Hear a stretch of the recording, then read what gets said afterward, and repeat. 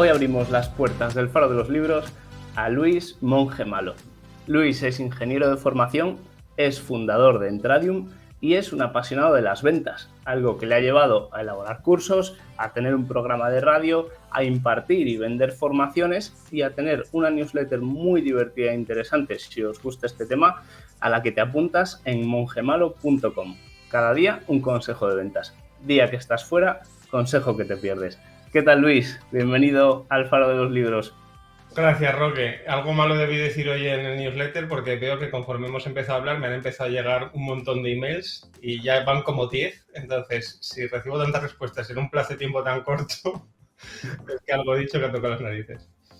Eso es que está bien. Siempre que haya haters, eso es positivo. Algo bueno está haciendo uno, ¿no? Me da miedo como cuántos voy a tener cuando acabe la entrevista y cuántas horas me voy a pegar contestando, pero bueno. Seguro que pocos. Luis, estaba preparando la entrevista, estaba pensando en cómo abrir, ¿no? En buscar un tema que aúne los libros por un lado, las ventas por otro, y me venían a la mente pues los grandes, ¿no? Venía a la mente Brian Tracy, Matthew Dixon, Mike Weinberg, Carnegie, en fin, todos estos, pero me he dado cuenta que entre todos estos me faltan autores españoles, así que la primera pregunta a bocajarro va a ser ¿para cuándo el libro de ventas que estamos esperando? Luis, ¿te animas o no? Todavía no. Seguro que con el tiempo acabo publicando un libro. De hecho, tengo un borrador de una cosa que ya podría prácticamente publicar, pero tengo un plan de cosas que hacer antes. Yo creo que al año que viene, 2023, eso es 2023, para quien vea esto dentro de 15 años, porque esta entrevista seguirá siendo relevante, si hemos pasado 2023, el libro yo creo que ya lo habré sacado. Entonces saldrá, todavía no. En 2023, o sea, lo tienes ya a puntito. Sí, el libro ya tengo prácticamente lo hecho. O sea, le tendría que meter a lo mejor un par de semanas intensivas de trabajo para editar y estoy listo. Qué bien. No me esperaba esta respuesta para nada. Luego bueno. Las circunstancias de la vida igual me llevan por otro camino, pero bueno, también es verdad que con el curso de formación tendrás un guión casi prácticamente hecho. No sé, ¿es plasmarlo uno en lo otro o no tanto? ¿O va por otros derroteros? No, voy a tirar mucho de los emails que he escrito explicando cómo los escribo, el proceso y por qué funcionan los que funcionan, incluso por qué no funcionan algunos que no funcionan tan bien. Y eso por un lado. Y luego por otro, que al final, como llevo tanto tiempo escribiendo a diario, pues llega un punto en el que escribo relativamente rápido. Tienes ya el cerebro diseña, pues como cualquier cosa que haces mucho, pues como un entrenamiento, cualquier cosa, las palabras fluyen con relativa facilidad. Genial. ¿Cuándo comienzas, Luis, tu relación con la lectura? ¿Eres niño lector devora libros o te viene después con la necesidad? Sí, no, de hecho, entre mis padres y el colegio consiguieron que odiara la lectura y como actividad de ocio. No tengo ningún problema en leer y cuando lo he necesitado he leído, pero era un recurso que estaba ahí, como cualquier otra herramienta. Luego, es con la necesidad, sobre todo en la carrera un poco, pero sobre todo ya en el trabajo, cuando empiezo con mi primera empresa, cuando empiezo a explotar ese recurso, porque desde luego como recurso soluciona problemas no existe otro mejor que acudir a la lectura o a la formación en cualquiera de sus formatos. Lo que pasa que más contenido que he publicado en el paralelepípedo al que llamamos libro no lo hay. ¿Qué ingeniero eres, tío?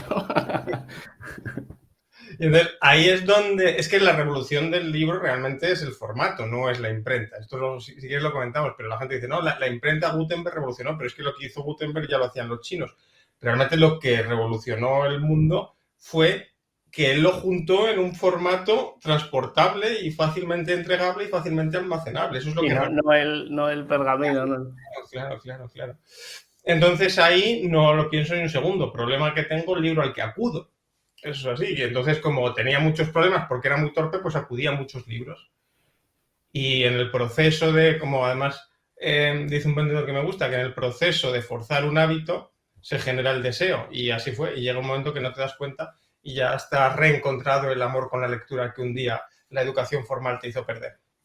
siempre ha habido, o no hay problema que se haya enfrentado a alguien que no esté escrito en un libro ya, ¿no? Claro, eso es prácticamente imposible. O sea, me da mucha gracia cuando la gente dice mi solución es única, esto no se puede solucionar, todo el mundo lo hace mal, o todo el mundo lo hace así, no mal, porque la gente no acepta que es su proceso.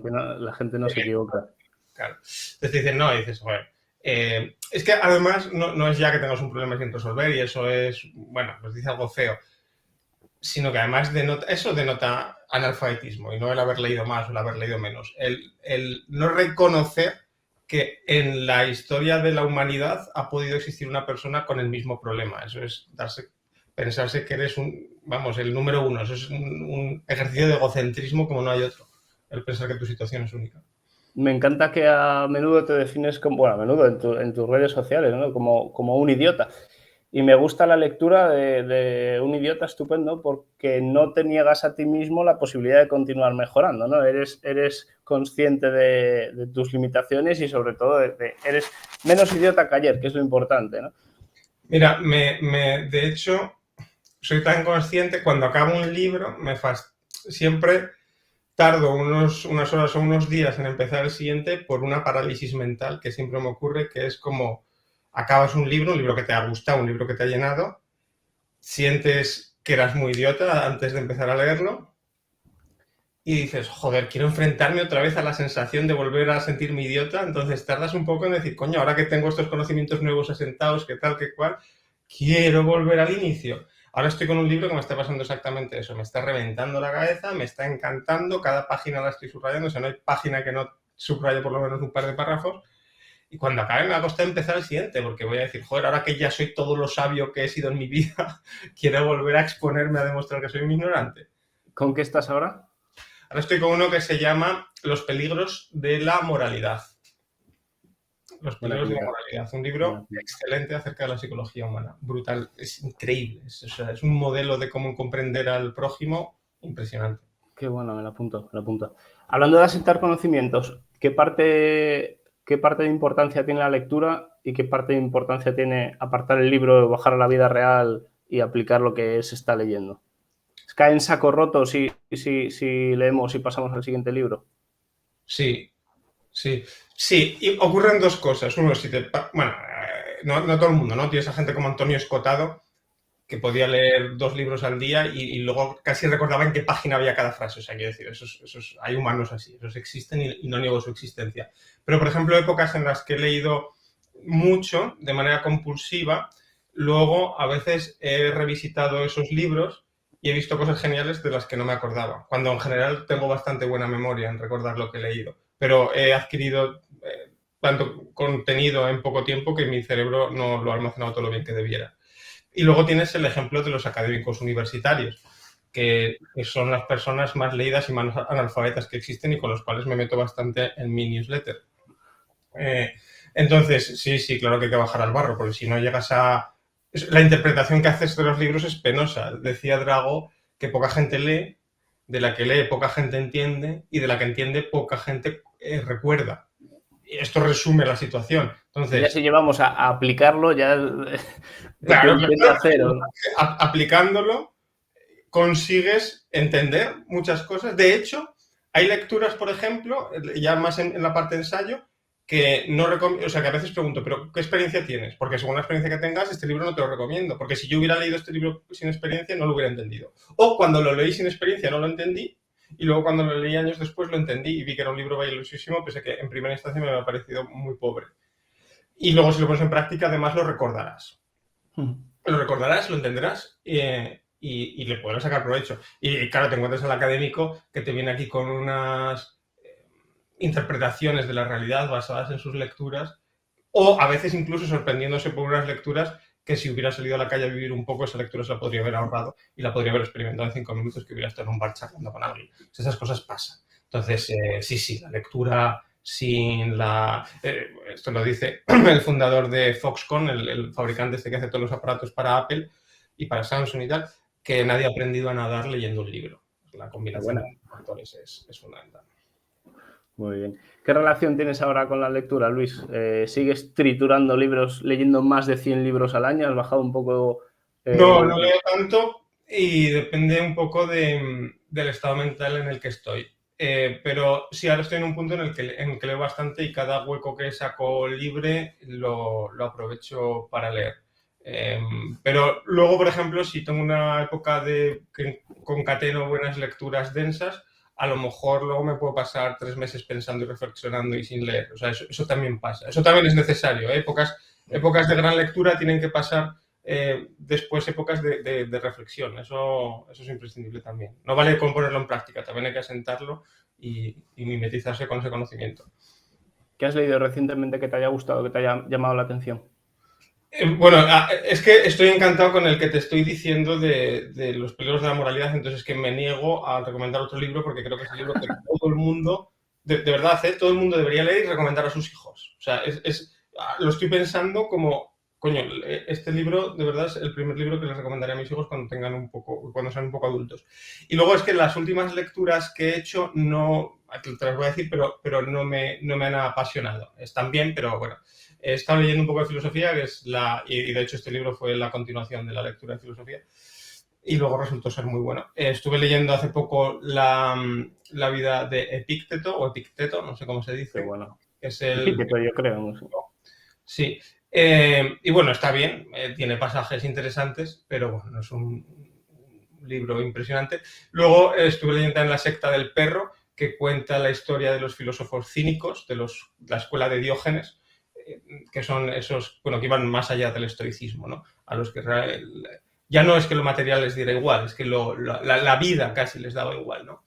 Y como continuación de eso, vi apropiado leer los peligros de la moralidad, pero es que los peligros de la moralidad me han enamorado. Entonces, mis lecturas recientes no las recomiendo. O no sería lo primero que recomendara. Pero otro libro hablando de filosofía que sí que recomendaría, aunque lo leí ya creo que hace 1 año y pico, es Antifrágil. Ese sí que, sin salirnos de la temática, Antifrágil también creo que es una lectura obligadísima. Esto ya sí que para un adulto, pero obligadísima. No lo conozco. ¿De quién es? ¿Te acuerdas?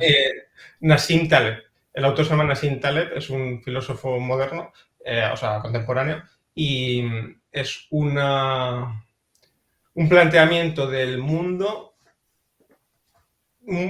totalmente distinto al que se ha hecho hasta ahora. Una forma de comprender la realidad. No hablo de pajas mentales metafísicas, hablo de visiones aplicables, totalmente distinto a todo el planteamiento que ha hecho la sociedad occidental desde hace mucho tiempo. Y lo que dice es que no existe un antónimo de frágil, porque robusto no es un antónimo. Frágil es aquello que se rompe con facilidad, robusto es aquello que soporta muy bien los ataques, pero debería haber algo que se refuerza con los ataques, como por ejemplo el cuerpo humano cuando les pones a un estresor como una vacuna. Eso es antifrágil. No me hago más débil con el ataque, me hago más fuerte.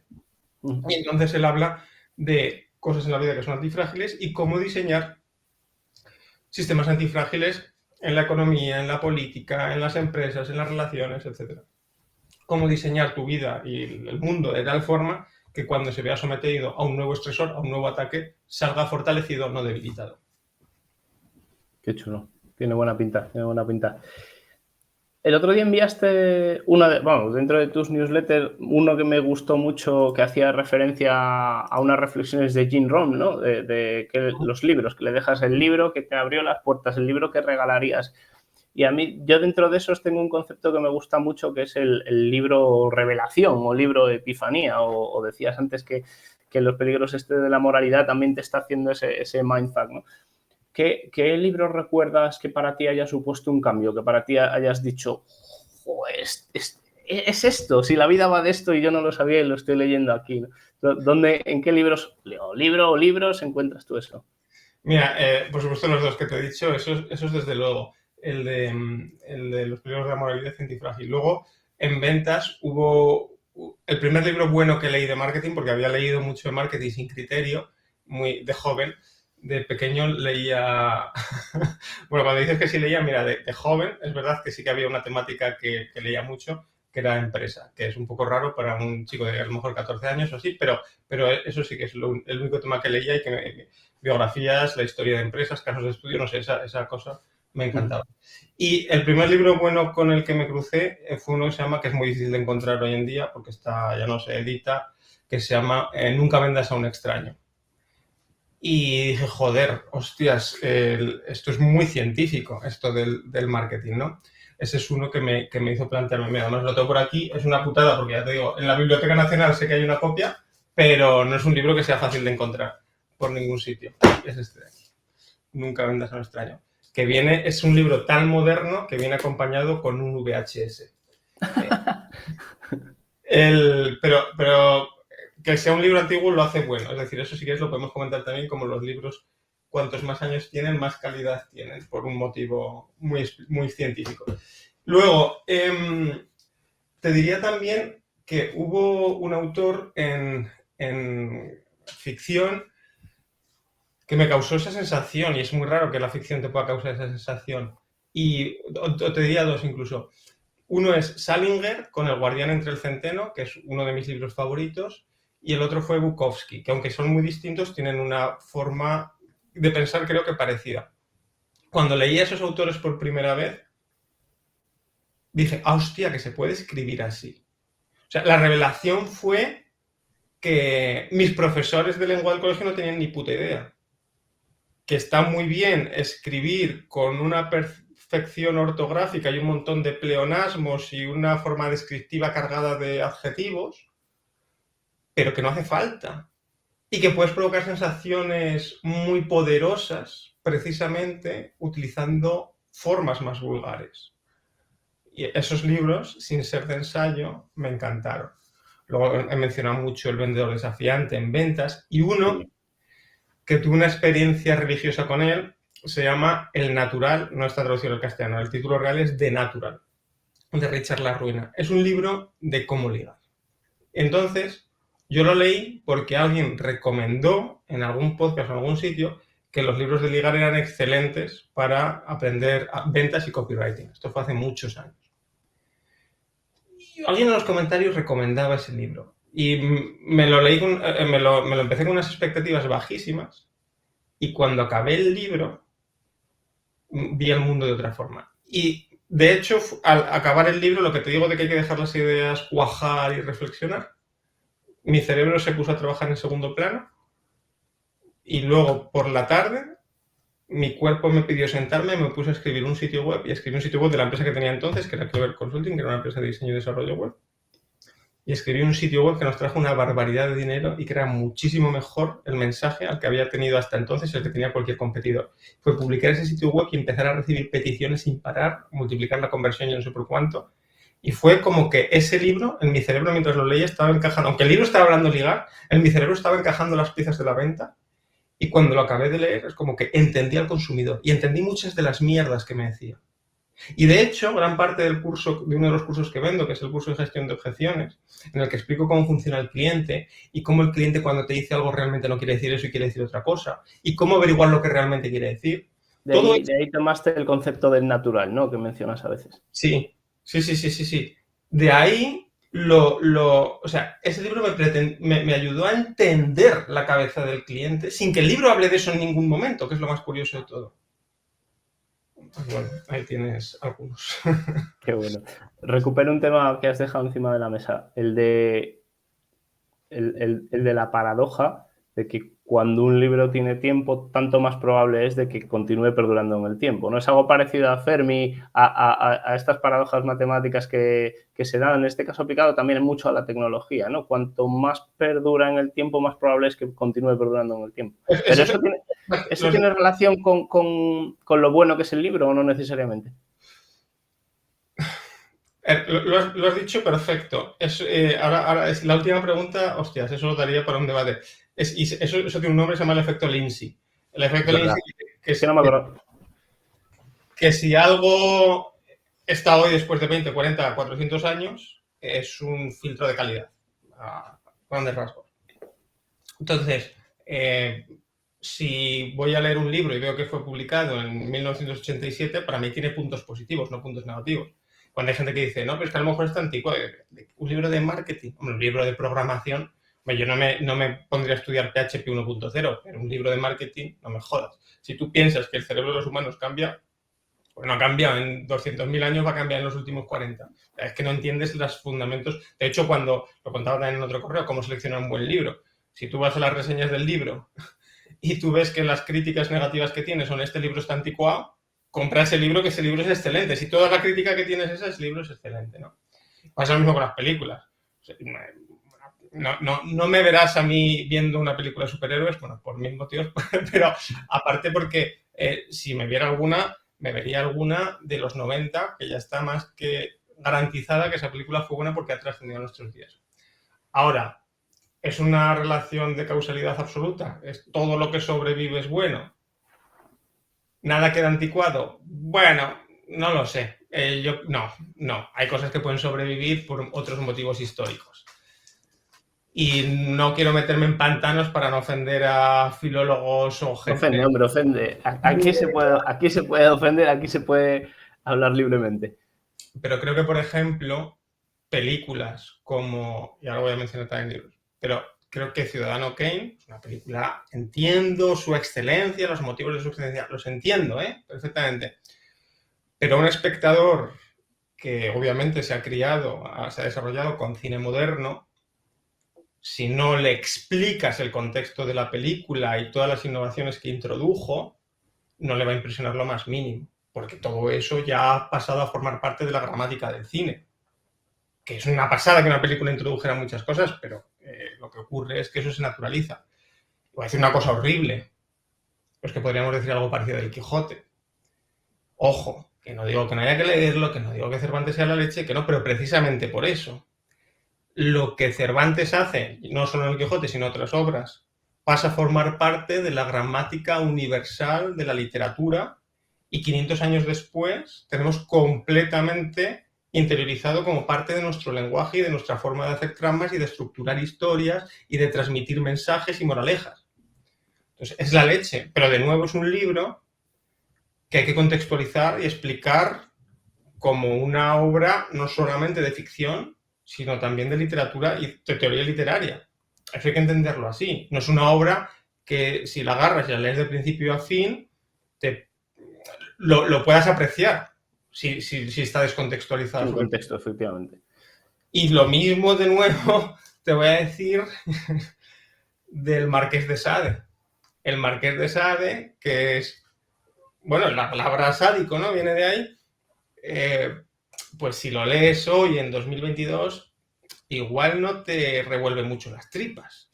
Igual te deja un poco frío incluso. Que sí, que tal, igual, pero que es que los límites que cruzó se han superado ya muchas veces, ¿no? Entonces, bueno, ahí dejo eso para que la gente me ponga a parir. Volviendo al... Sí, lo difícil de seleccionar libros y el daño que hace a la lectura a la gente que lee poco, ¿no? La gente cuyo abanico de comparativa es limitado y cuyo criterio se basa únicamente en los cuatro que siguen, ¿no? Y la pregunta va por un libro sobrevalorado. Muchos. Un libro, a mí yo tengo uno que me irrita, que es el de El hombre en busca de sentido. Es un libro bueno, pero ya.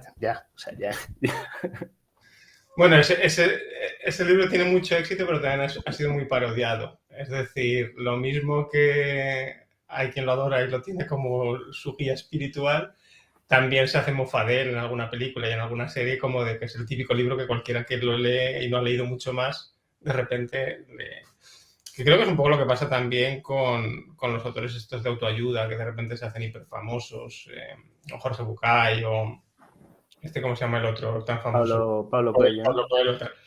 Ojo, que pueden tener, y que Jorge Bucay tiene recopilaciones de cuentos. Y tiene cuentos chulos, y Pablo, pero bueno, sí, efectivamente, con sus limitaciones. Pero claro, pero ocurre lo que dices tú, ¿no? Que si no has leído mucho, a lo mejor te parece la Estrella del Norte y no es para tanto. Mira, a mí se me hace un poco pesado algunos libros de Hemingway. ¿De quién? ¿De Hemingway? Sí, que esto es sacrilegio absoluto. Pero te voy a decir los libros modernos sobre valor. En general, los libros de negocios que no conocías y que de repente todo el mundo los menciona son libros sobrevalorados que han leído gente que no ha leído otros libros, que los ha leído solo por estar de moda, y entonces los pone fenomenal. Y voy a decir dos que muchísima gente que nos está escuchando habrá leído y que puedo destrozar, o sea, argumentativamente. Uno es think fast, think slow, piensa rápido, piensa lento, o piensa deprisa, piensa lento, no sé cuál es la traducción exacta. Sí, este es de Kahneman.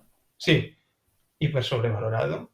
Es un libro que te está sacando unos estudios que han sido publicados por Dan Ariely y Cialdini y otros libros de la economía conductual hace décadas. Te está haciendo unas interpretaciones súper enrevesadas, algunas incorrectas y opuestas a lo que dice la publicación original, y aún encima el mismo concepto te lo repite 15 veces seguidas, no tiene un hilo conductor, es un libro, perdonad, desastroso. O sea, y si os gusta, os digo 4 o 5 referencias para superarlo. Y os las leéis y os vais a dar cuenta que lo que dice Think Fast and Slow no solamente está explicado, sino que está explicado mejor y con interpretaciones correctas, porque incluso hace interpretaciones incorrectas de algunos papers. Dinos un par. Dinos un par de... Porque, por ejemplo, a mí es un libro que sí me ha gustado, pero que evidentemente te das cuenta que es una compilación. Es decir, estás recogiendo, estás aunando. A mí sí me ha parecido interesante. Yo creo que plantea sesgos cognitivos que efectivamente puedes encontrar en muchos otros sitios más desarrollados. Pero ponnos un par de libros encima de la mesa para el que le haya gustado pueda profundizar. Mira, todo el mundo habla de Persuasion, que es el libro de Cialdini famoso. Vale, bien, pues ese es uno. Pero te voy a decir dos mejores, que se llaman Predictable Irrational, Irracionalidad Predecible, y de Dan Ariely, y otro de Dan Ariely que se llama Yes, como sí en inglés, Yes, 50 Ways to be More Persuasive. Esos dos libros te dicen lo mismo, pero bastante mejor y bastante más condensado. Y son mucho más anteriores. Tuvieron mucho éxito en su época, ¿eh? Quiero decir que al final no es que pasan desapercibidos, pero esos libros hoy no los conoce ya nadie. Y son libros que son una auténtica joya. Y otro que está bien, pero que está sobrevalorado y que no es nada criticado, es Sapiens. Joder, tengo una reseña que lo pongo a parir porque lo confronto con Armas, Gérmenes y Acero y digo, tío, el rigor, la estructura, la historia y el tira de pluma y ponte... A mí no me gustó. No quiero decir que no me gustó nada, pero sí que es de los libros que más pintarrajeados tengo y en algunas páginas, pero ¿qué dices? O sea, ¿qué dices? Sí. ¿Qué pasa con Harari? Harari es antropólogo, entonces las hipótesis antropológicas no se pueden falsar ni demostrar, son un ejercicio de literatura, de narrativa, mejor dicho. Y ese libro es un ejercicio de narrativa. Bueno, tiene algún soporte científico, pero es muy difícil soportar tesis antropológicas. Entonces, bueno, hace lo que puede. Eso desde luego es una primera crítica fundamental que hay que hacerle al libro.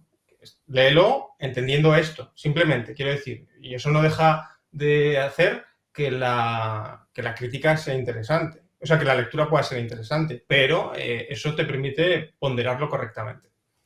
No obstante, el libro parte de una tesis inicial que es que los humanos en el pasado trabajaban mucho menos y entonces pues vivían mejor, más...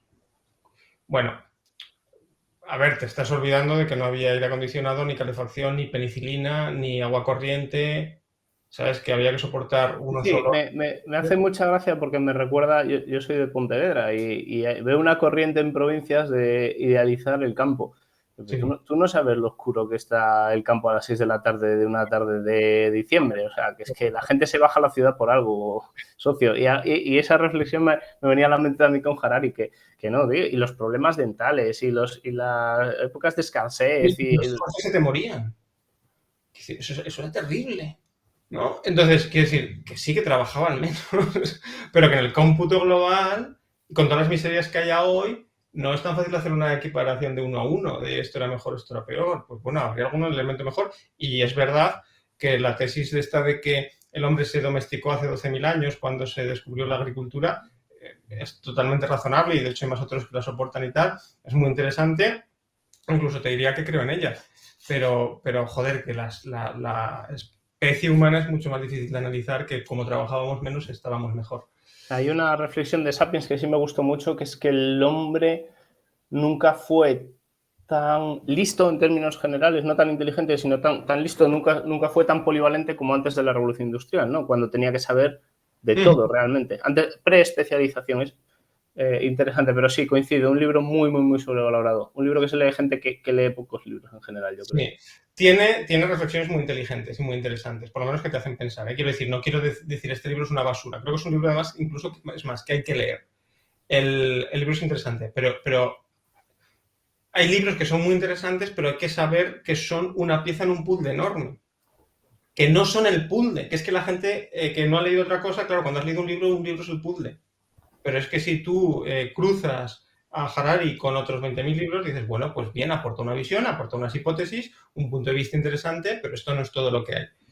Y luego hay una cosa que me molesta especialmente de ese libro, y ya con esto por acabar, con este libro, y es que habla de cómo se crea el dinero y está incorrecto, no explica bien, no sabe explicar el sistema crediticio. Y ese es de todos los temas que mencionas, el único que controlo. Entonces, si el único tema que controlo hace una metedura de pata tan grande, me pregunto si en el resto de los puntos habrá otro. Dicho esto, si ves conferencias o charlas que da Harari, te das cuenta que es un tipo brillante. O sea, es un tipo brillante que muchas veces se ha adelantado con conclusiones a lo que al final ha pasado en el mundo. Es un tipo genial, es un libro que hay que leer, sus hipótesis son provocadoras y no están basadas en humo, están basadas en razonamientos de más o menos peso, pero tiene un razonamiento detrás.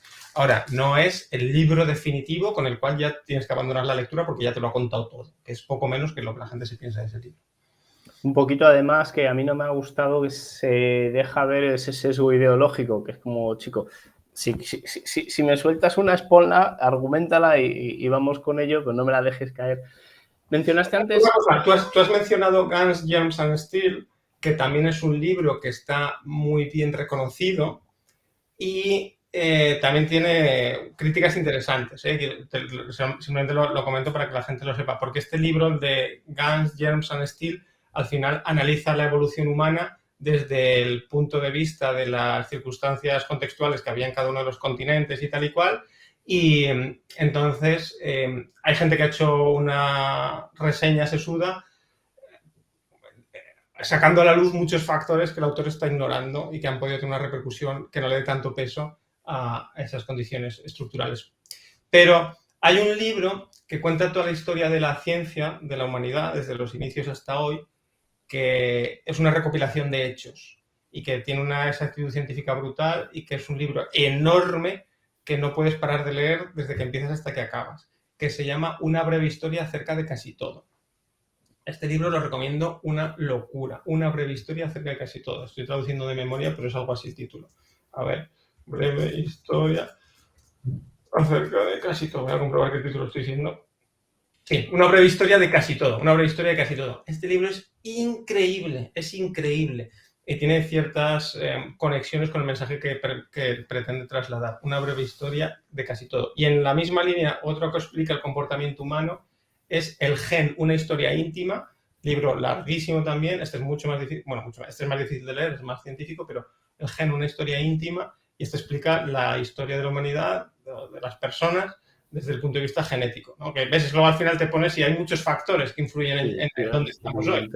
Cómo se desarrolla la ciencia, cuál es la genética que tenemos, las condiciones estructurales, el descubrimiento de que cuando cae una semilla de trigo crecía una planta de trigo, ¿no? Y al final, cuando juntas todas estas lecturas es cuando empiezas a tener una visión más global y más realista, seguramente, de lo que nos ha traído hasta aquí. Qué chulo. Recupero al hilo de Thinking Fast and Slow, mencionabas Persuasion y mencionabas Yes. ¿Qué opinas de Carnegie?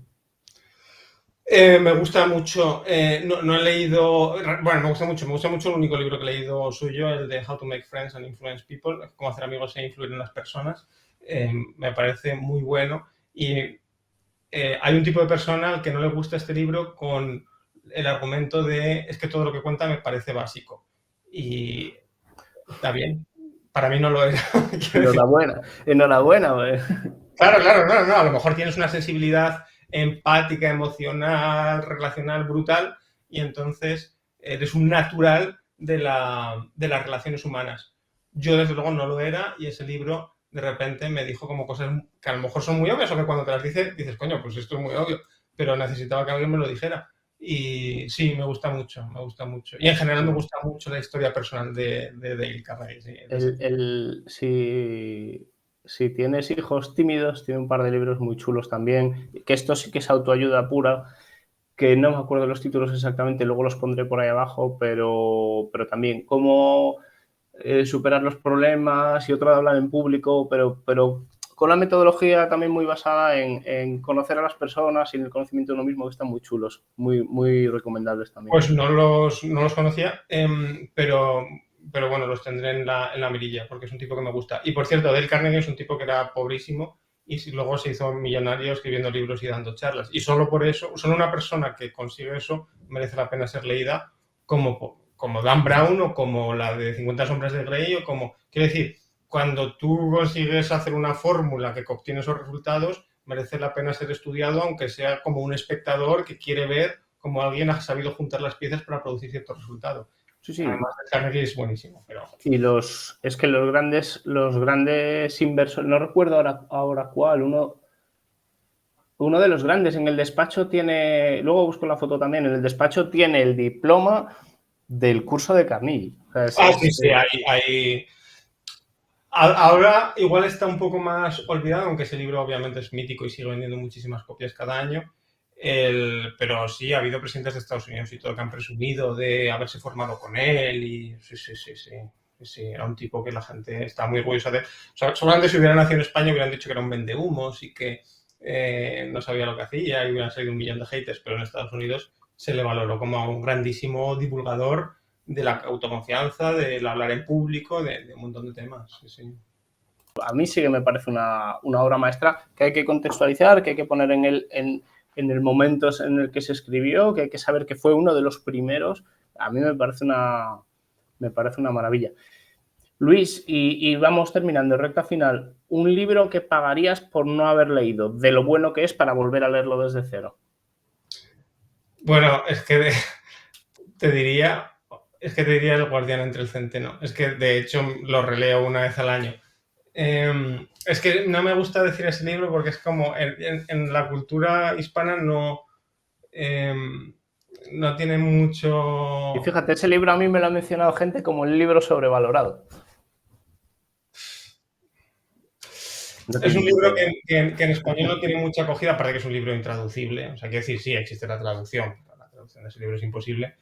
Y es el típico libro que se menciona mucho como libro favorito en inglés. Entonces, no me gusta y formar parte de la masa, pero es que es un libro brutal. Si lo has leído en español, te puede parecer cualquier otra cosa diferente a lo que es. Y luego, sí que puedo entender que es un libro con el que no todo el mundo empate. Eso lo puedo entender. Porque es ¿Tú lo has leído ese libro? No, de hecho, además lo tengo, se lo pedí a mi suegra porque creo que lo tiene ahí en casa, y es una de esas espinitas de, joder, me tengo que leer El guardián entre el centeno. No me lo he leído. Mira, lo voy a poner, está aquí. Aquí lo tengo. Lo tengo bien sobao. Es un adolescente misántropo que va por la vida perdido. Y esa es una situación que hay gente con la que no tiene por qué encontrar ningún punto de conexión. Una visión muy ácida de cada detalle que le pasa en la vida. A ver, voy a contar yo que es una cosa que me viene a la cabeza. Este libro, tengo 8 millones de citas ahora mismo en la cabeza, pero tenía un profesor que le caía bien. Entonces, cuando decide escaparse del instituto, no obstante, va el día antes a despedirse de este profesor y el profesor está en la cama con gripe. Entonces llega a su casa y el profesor le da la mano. Entonces ya durante un montón de horas del día, porque el libro ocurre en un tramo de tiempo muy corto, el tipo está sufriendo porque lleva la mano tocada del profesor que le ha dado tal. Es una tontería, yo sé que esto es una estupidez, ¿no? Pero el odio con el que... O cuando describe el corta uñas oxidado de su compañero de habitación, ¿no? Que yo entiendo que la gente con esto pues no tiene por qué empatizar, pero que te mete en la cabeza de una persona muy reflexiva, muy consciente de su entorno, obsesionada incluso, con una misantropía interior brutal hacia todo lo que no sea él, y como eso le va marcando el día. Es interesante, me parece interesantísimo. Y luego sobre todo el vocabulario que se usa para contarse, pues está contado, pues es un chorro casi sin signos de puntuación. El autor llega, se pone a escribir, eso es lo que parece. Luego, el libro desde que empezó a escribirlo hasta que lo publicó pasaron no sé cuántos años. Pues es eso, yo entiendo que no, pero que esté sobrevalorado no está. Es una belleza de libro desde la primera hasta la última palabra. Que no te ha encajado, lo entiendo perfectamente. A mí me pasa con películas, me pasa con libros de cosas que yo acabo la lectura y digo, no lo entiendo. Está claro que este libro no es para mí porque no lo entiendo. Bueno, pues ese sería uno. Sí, principalmente ese es el que más me gusta. Pero luego tengo aquí un listado de libros, algunos que me han producido también esa sensación. Por ejemplo, Kafka, que me encanta. Kafka también es un autor que a veces he releído. Y, por ejemplo, El proceso, que es el mejor libro largo que tiene Kafka, aunque está incompleto. Y luego los cuentos cortos. El resto de libros largos de Kafka no son nada buenos. Joder, pues El proceso, macho, es un libro que... Me encantó, volver precioso. a leerlo con los ojos vírgenes, o cualquier cuento corto como el famoso, ¿no?, del escarabajo, el de la metamorfosis, o uno que a mí me gusta incluso más que el de la metamorfosis, que se llama Ante la ley. Es un libro, no sé, son 6 páginas o 7 páginas. ¿Quién no querría volver a leer? No lo conozco. Pues Ante la ley. ¿Que va ligado al proceso también o no? O sea, ¿tiene algo que ver o no? Claro, tú sabes que la obsesión de este hombre eran en realidad los procesos tortuosos. Es que en realidad todos sus libros son de procesos. El proceso no es más que Sí, la metamorfosis al final es lo mismo. es un proceso. Y el proceso es un proceso de un proceso judicial. Pero este hombre estaba obsesionado con los procesos. Entonces, Ante la ley es un proceso más. Es un proceso de alguien que tiene que llegar a un punto y se encuentra con una maraña de dificultades incomprensibles que no se sabe de dónde vienen y que parece que una barrera psicológica impide superarlas. Lo que pasa es que el desenlace, la última línea que tiene ese cuento, es un poco distinto a como acaban otros cuentos de Kafka y dices, me cago en la puta. Hijo de puta el autor. Te iba a decir que a mí Kafka y El proceso siempre me acuerdo de ellos cuando piso una administración pública. El otro día estaba haciendo lo del coche para aparcar en la zona SER aquí en Madrid, luego la admisión de la niña en el colegio y siempre me acuerdo del proceso, tío. Siempre te falta un papel, siempre vuelve, siempre. No, además, no sé si te has fijado que la función del funcionario es la siguiente. Si te falta un papel que confirme por 23ª vez un dato que ya está en los otros papeles, entonces no te va a permitir avanzar. Esa es su misión, salvo si llevas ese papel, en cuyo caso su misión se convierte en decirte que eso no tendrías que haberlo traído. Eso es. Hay un libro de Kafka. Kafka lo hizo muy bien en los cuentos cortos y los libros largos, las novelas, son un tostón. Pero tienen su aquel siempre. Hay uno que se llama El castillo, en el que él es una persona que tiene que medir las lindes entre terrenos, medir las superficies, etc. Tiene que llegar a un castillo, a un pueblo, en el castillo le van a dar las órdenes porque es donde tienen instalada la administración. El primer día ve el castillo, está a lo alto del pueblo, lo localiza, perfecto, se hospeda allí en una habitación y dice al día siguiente iré. Entonces va y cuando se va acercando al castillo hay 2 caminos, ¿no? Entonces se mete por un camino, sube, pasa 1000 males, pero no llega al castillo, ¿no? Bueno, da media vuelta, está muy cansado y dice, bueno, ya hoy no puedo, ya mañana lo intentaré, entonces va por otro camino, pero de nuevo no llega al castillo. Entonces todo el libro es buscando por dónde tiene que... y nunca llega al castillo, nunca llega al castillo, ¿no? Eso te da la sensación cuando tienes que hacer ciertos procedimientos burocráticos. O sea, claro, los funcionarios porque no saben ni quién es Kafka, pero no son... No, porque no hubieran hecho unas oposiciones. O sea, quiero decir, si tú lees a Kafka, no haces unas oposiciones, es imposible. Es imposible, tu cerebro se abre hasta un punto que no quieres ser parte de esa maquinaria absurda porque ya nunca vas a sentirte completo. Inútil y nadie quiere sentirse un inútil. Entonces, es el castillo. Yo se lo dije una vez a un funcionario, usted no ha leído El castillo, obviamente, pero usted es el dueño del castillo, vamos, o sea, es acojonante, en fin. Sí. Al hilo de Kafka, ¿te has leído El proceso de Camus? El No, extranjero, perdóname. no lo he leído, lo tengo en físico incluso, lo tengo ahí, pero no lo he leído porque, hostia, me cuesta mucho leer esos libros porque me deprimen, de verdad. Tengo que estar en un estado emocional muy fuerte para avanzar con ellos. Si no... Para mí son yo tengo como 3 libros que yo creo que están muy relacionados y que son muy buenos. Y en la última entrevista que fue con Romu Alfons, me decía que su libro era El extranjero, salió Kafka y salió Crimen y Castigo, que yo creo que son 3 libros que profundizan. Yo creo que Crimen y Castigo... No te dice mucho de la mente del lector, de cómo está la mente del lector. Sí, no, pero Crimen y Castigo, por lo que comentabas que te había gustado del Guardián entre el Centeno, yo creo que, no sé si te lo has leído, pero si no, te va a gustar. Lo que pasa con Crimen y Castigo, lo que pasa con, bueno, y en realidad con los autores rusos, pasa con Dostoyevsky, pasa con Tolstoy, pasa con... y pasa con Kafka, que aunque es checo, austriaco o checo, no sé. Me pillas. Pero creo que es austriaco. Pero es que, por algún motivo, sin hablarte del entorno, sin hablarte explícitamente del entorno en el que están, al poco de leer, tú estás en un entorno cerrado, mal ventilado, sudando, sucio. Bueno, Crimen y Castigo sí que habla explícitamente, pero y te sientes, y el proceso es, o sea, el proceso es que te da calor, o sea, estás en una sala de espera. Te sudan las manos, tío. Sí. Y Crimen y Castigo estás oliendo a mierda. Y, sí, entiendo perfecto. Sí, esa sensación es la hostia, que un libro sea capaz de meterte en ese mundo. Total. Es checo este. Que muy rápido y recta final. Si quieres, pasa por encima o profundiza en los libros que te has traído. Enséñanos ahí un poquillo que te has traído. Por cierto, lecturas de las que una vez que las lees te arrancarías los ojos para volverlas a tener. Una de ellas, que no hemos hablado y que también es un tema interesante, que nadie toca, cómics, Watchmen, y ya entiendo que tampoco es para todo el mundo y que los cómics no son para todo el mundo y bla, bla. Watchmen es uno de esos cómics que cuando los acabas de leer dices, joder, esto tendría que haberlo vuelto a leer con otra mentalidad. Pues bueno, me lo apunto. Yo de cómics me quedé en Olaf, tío. Bueno, no está mal. Aquí tengo muchísimos. Te he dicho cómics porque uno de los que tenía era cómics, Los combates cotidianos.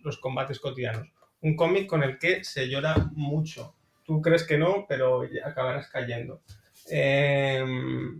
Antifrágil, filosofía, buenísima, filosofía contemporánea.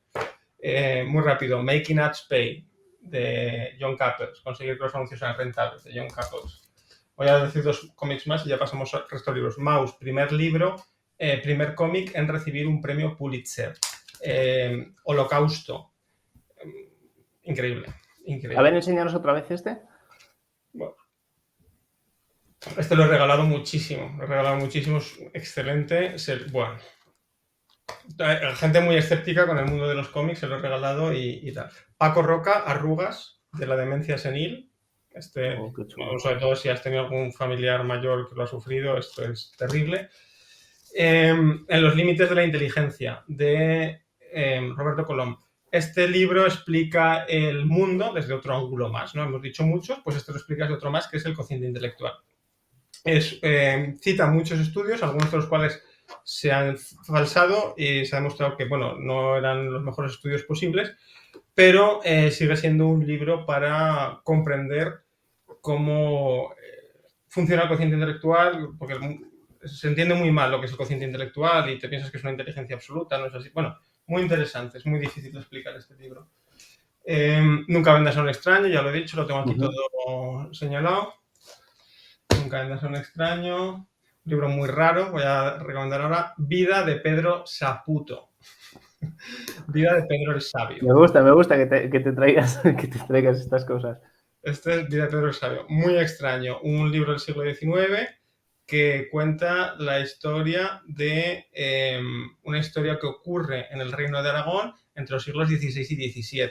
De un niño que es muy listo. Es tan listo que al final no vio que le tendían una trampa. La vida de Pedro Saputo. Muy interesante. Por supuesto, este es buenísimo. El Príncipe. Hombre. Sí, un clásico. Gran libro. Por cierto, Los peligros de la moralidad es una revisión realmente de este ¿Te has leído Las 48 reglas del poder? Que beben mucho también del Príncipe. ¿Te ha gustado? Sí. Me ha gustado. El Príncipe lo tengo aquí también incluso marcado, este no lo he leído más. No leo muchos libros más de una vez y ese es uno de los que he leído. El proceso, como mencioné, lo tenía aquí. Este es un libro, por ejemplo, muy bien valorado y que yo no entiendo, ¿vale? Que es El árbol de la ciencia, de Pío Baroja. Bueno, aquí está, lo he leído incluso en 2 ocasiones para asegurarme de que el tonto soy yo. Es así. Este no lo he leído este que voy a decir no lo he leído, pero estoy un poco obsesionado ahora últimamente con el autor y es el próximo que voy a leer, que es Un ser de lejanías de Francisco Umbral. ¿Vale? Han sacado un documental de la vida de Umbral muy recomendable y eso me ha hecho irme a por este libro.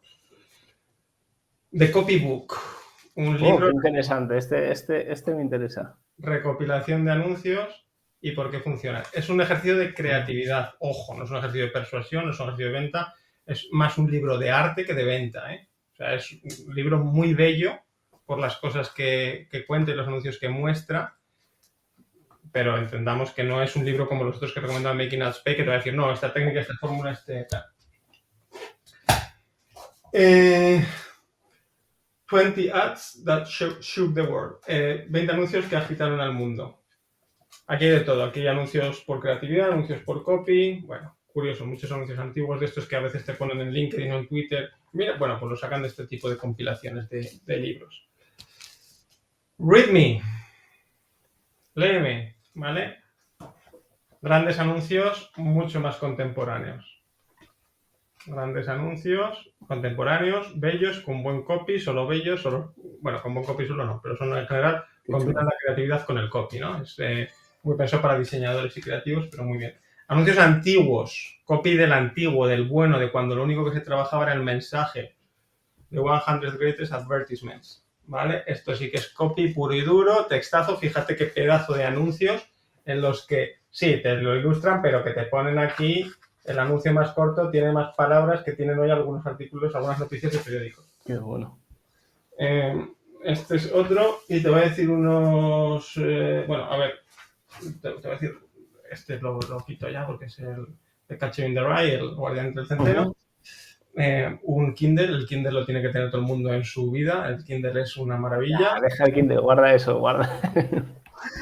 Bueno, estamos aquí solamente en papel.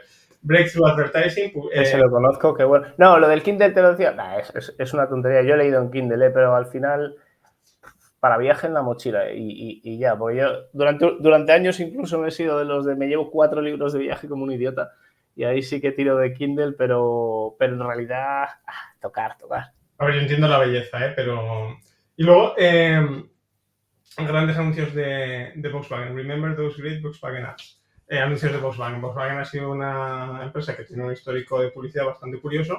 Bastante curioso. Tiene anuncios realmente geniales y, bueno, aquí te los destripan. Qué chulo. Mételos de Porsche también, porque Porsche es otra marca que tiene unos anuncios chulísimos, que tenía unos anuncios chulísimos. Bueno, al final, ahora mismo el mismo grupo automovilístico. O sea, quiero decir, sí. Y de hecho, aquí te viene alguno de Porsche. Y tienen algunos que son muy parecidos, que está claro que lo hicieron y lo reaprovecharon con un pequeño ángulo para la otra marca. Está muy bien. Sí, Porsche tiene anuncios guapísimos. Pues estos, yo creo que con esto la gente tiene lectura para un par de años. Joder, desde luego. Qué bueno, Luis. Oye, un placer. Siempre me gusta rematar con esta pregunta la recomendación. ¿A quién crees que es interesante que traigamos al Faro de los Libros para hablar de este tema? ¿A quién me recomiendas invitar? ¿Quieres a alguien conocido? No, quiero a alguien chulo, interesante, que apetezca. Bueno, o dos o los que tú quieras. Y no...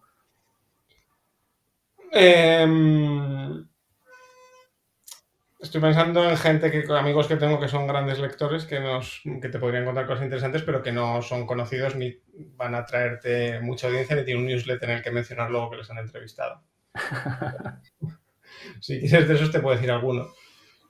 Quien tú quieras. Tío. Quien creas de verdad que puede ser interesante traer al canal. Hombre, a ver, es fácil para mí recomendarte a Isra Bravo, que es la única persona, creo, con la que socializo en mi vida. Isra le gusta también la lectura y le gustan estos temas. Hombre, Isra es un tipo curioso porque es disléxico y le ha costado mucho leer y, sin embargo, se ha buscado la vida para aprender todo lo que sabe de manera autodidacta. Con lo cual tiene mucho valor y mucho mérito, ¿no? Lo que ha hecho. Entonces, como persona conocida, te mencionaría a él. Y luego, si quieres interés en privado, pues te puedo poner en contacto con alguna persona muy lectora que es muy interesante escuchar. Algún amigo que tengo que presentar pues con eso cuando estés por Madrid organizamos una cerveza. Pues se puede hacer, se puede hacer. Te va a gustar, te va a gustar. Estoy pensando en un par de personas en concreto que eso, pues que les encanta la lectura y que te puedes sentar con ellos a hablar de libros y te van a contar una curiosidad detrás de otra durante horas. Qué bueno, qué bueno. Luis, muchísimas gracias. Un placer tenerte por el Faro. A ti, Roque, ha sido un placer.